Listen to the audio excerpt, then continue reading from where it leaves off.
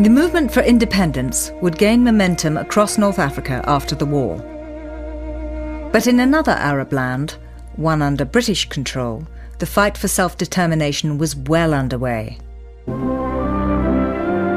Palestine wasn't on the Wright family's itinerary, but it appears in another film in their collection that was also shot in 1939. It paints an extraordinary picture of a troubled land. The film opens with a musical sequence where the music itself is meant to impart a kind of sense of bucolic joy and happiness and peace in our time. When springtime comes to Palestine, it colors all the contrasts of this ancient country, and hovers over the walls of ancient Jericho, as it did when the Israelites came 3,000 years ago.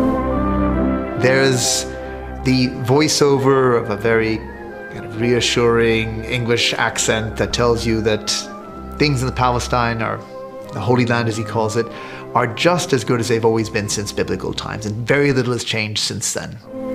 The scriptures come to life. Jacobs and Davids tend their flocks and lead their simple lives.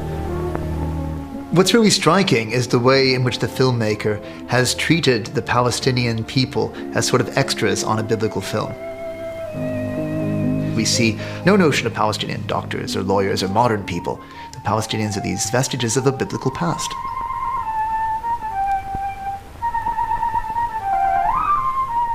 The most extraordinary thing about the film is what it doesn't show.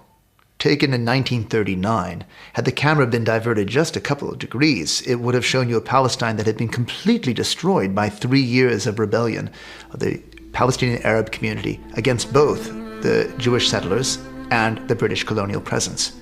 Palestine would have been a fractured landscape of roadblocks, of search points, of police presence, of military presence.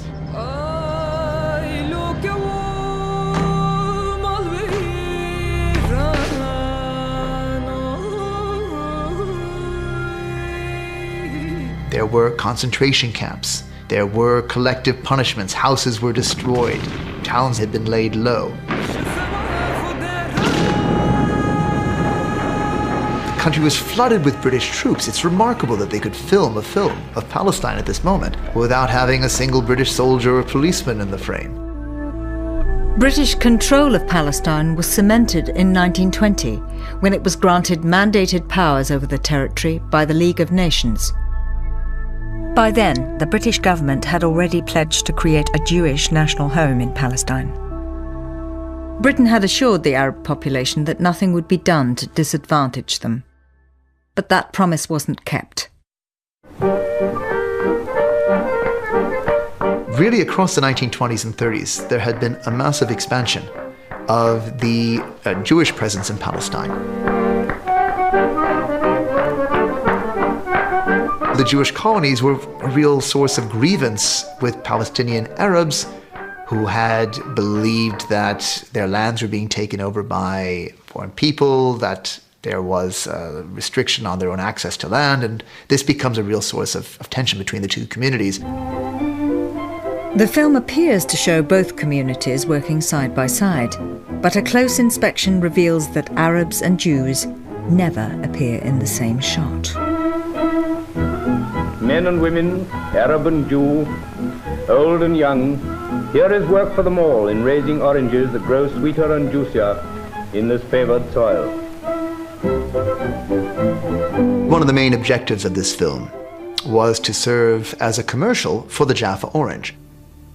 The Palestine Post ran a story that there had been a special screening of this film attended by British officials as well as the officials of the Palestine Citrus Board. Clearly we see who the main protagonists behind the film were. So what at first viewing comes across as a fairly benign portrayal of a peaceful land with biblical associations is actually something quite sinister. From the perspective of the British authorities, it is clearly a propaganda film that's trying to demonstrate that they're in full control of their Palestine mandate. For the Jaffa Citrus Board, this is a piece of commercial propaganda that's designed to try and convince consumers around the world that their product was untainted by association with the violence of the recent conflict. And so what we see is a total disregard of the realities of Palestine in 1939 in the interest of promoting imperialism and the economy.